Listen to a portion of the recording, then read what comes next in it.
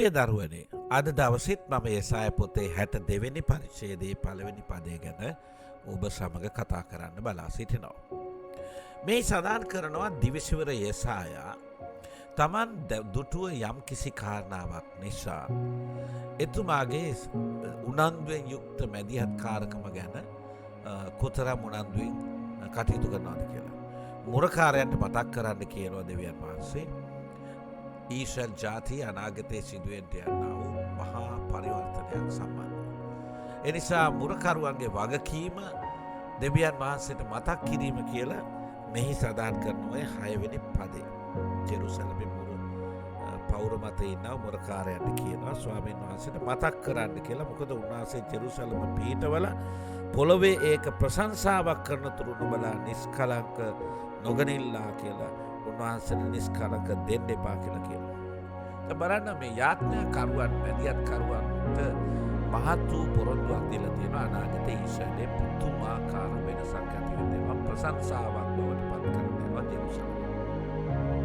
මේක දැනගත්ත යසායා කියනවා මම සියොන් උදෙසා ජෙරුසලම උදෙසා නිස්සද්දව නොසිටින්නේ. එහි ධර්මිෂ්ඨකම ආලෝකය මෙන්ද එහි ගැලවීම ඇවිලෙන පහනක් මෙන්ද නික්මෙන තුරු නොනවතින්නේ මේ. ඔහු කියනවා මම යාඥා කරන එක නතර කරන්නේ නැහැ. මම නිස්සද්දව ඉන්නේ නැහැ. ඊශ්‍රායලයේ තුල සියොන තුල එහි ධර්මිෂ්ඨකම ආලෝකය මෙන් නැගිට එනකම් ගැලවීම ඇවිලෙන පහනක් මෙන් නික්මෙන තුරු මම නිවාඩු නොගෙන යාඥා කරනවා. ඇයි එහෙම කරේ? ඔහුට ඇසෙනවා දර්ශනයකින්, දකින්නවා පණිවිඩයක් එක්ක දෙවියන් වහන්සේ කරන්න යන පරිවර්තන ඊශ්‍රායලයේ. ඔහු ඈත තියාම කල් ඇතුව යාඥා කරනවා. මේ දේ පවතින්න දකින්න මට ආසයි. ඒක සිදුවෙන තුරු මම විවේක ගන්නෑ මගේ යාඥා ජීවිතේ.